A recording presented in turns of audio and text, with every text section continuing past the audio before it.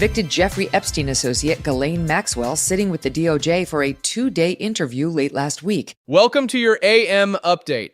Today, Ghislaine Maxwell faces intense DOJ questioning with potential pardon whispers stirring political firestorms. Meanwhile, new revelations suggest Hillary Clinton and the FBI fueled the infamous Steele dossier, shaking the 2016 election narrative to its core. Let's break this down together. Sharing knowledge with Deputy Attorney General Todd Blanche about other potential uncharged Epstein associates. Maxwell's attorney, David Oscar Marcus, sharing some details of the meeting with reporters on Friday. I think Ghislaine did a wonderful job. She literally answered every question. She didn't say, you know what, don't... Maxwell's full cooperation signals a seismic shift, every secret, every name on the table, no stone left unturned. Ask me that. I'm not going to talk about this person. She was asked maybe about 100 different people. She answered questions about everybody, and she didn't hold anything back. Maxwell, currently serving a 20-year prison sentence for her role in Jeffrey Epstein's sexual abuse and her own misconduct, is currently appealing her conviction. ABC News reporting Maxwell answered questions for about 9 hours after being granted a limited form of immunity for her cooperation. Speculation mounting as to whether Maxwell will trade further cooperation for clemency. On Friday morning, President Trump brushing off the question. Would you consider a pardon or a commutation for Ghislaine Maxwell if it's something I haven't thought about. It's really something. It's something I'm allowed to do it, but it's something I have not thought about. Maxwell's attorney saying the prospect of a pardon has not yet been raised while they consider potentially testifying before Congress next month.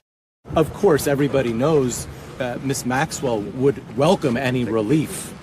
She's been in very difficult conditions for 5 years. There have been no asks and no promises, and nothing like that has been made. Despite the pardon talk, Maxwell's camp plays it cautious, leaving the door wide open but with no guarantees yet. We haven't spoken to the president or anybody about a pardon just yet. And, listen, the president this morning said he had the power to do so. We hope he exercises that power in the right and just way. Congress has subpoenaed her to testify. We have to make a decision about whether she will do that or not. That's been scheduled for the week of August 11th, and we haven't gotten back to them yet on whether we'll do that. And also in the House, on Sunday, House Speaker Mike Johnson managing calls from within House ranks to take further action in relation to the Epstein files, sharing his stance on any potential pardon for Maxwell. Well, obviously that's a decision of the president. He said he had not adequately considered that. I won't get in front of him. That's not my lane. If you're asking my opinion, I think 20 years was a pittance. I think she should have a life sentence at least. Think of all these unspeakable crimes. And as you noted earlier, probably 1,000 victims. It's hard to put into words how evil this was, and that she orchestrated it and was a big part of it. At least under the criminal sanction, I think is an unforgivable thing. So, again, not my decision, but I have great pause about that, as any reasonable person would. Various House factions currently pursuing multiple avenues in obtaining the Epstein files from the DOJ. A House Oversight Subcommittee last week approving a subpoena requesting the files, though Chairman Comer has yet to take further action in actually issuing that subpoena. A source close to the committee telling us at AM Update that details on the scope of the subpoena will soon be released. Republican Congressman Thomas Massie of Kentucky and Democrat Congressman Ro Khanna of California spearheading a bipartisan effort to force a vote legally compelling the DOJ to release the entirety of the Epstein files, with redactions protecting victims' information and removing child sexual abuse material. Speaker Johnson Sunday on NBC saying the Massie-Khanna discharge petition is flawed.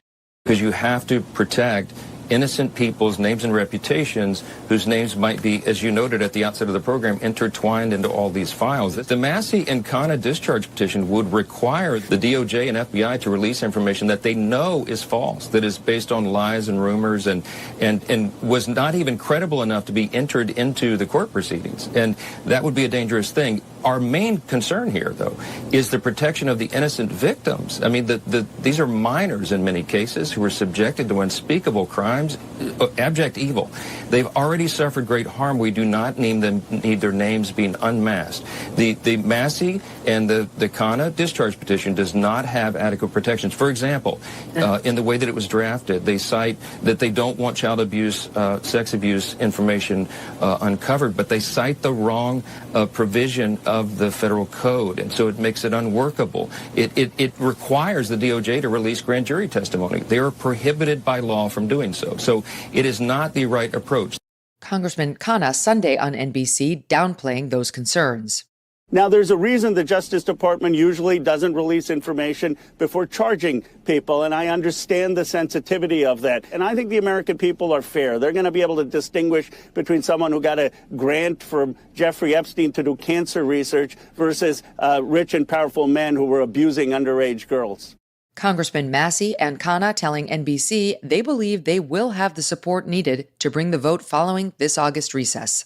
I think when we get back, we can get the signatures required to force this to the floor. Speaker Mike Johnson should do the right thing and just bring it to the floor and not require us to force it. Congressman Khan, I'm out of time, but yes or no, will it pass? It will pass. Calls for accountability growing amid bombshell declassifications by Director of National Intelligence Tulsi Gabbard over the past several weeks.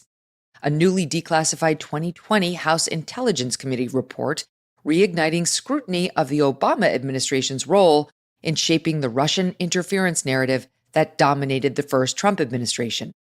DNI Gabbard last week releasing the long-buried report finding top intel officials used flawed and selectively filtered intel to construct the President Obama-directed 2017 Intelligence Community Assessment, or ICA.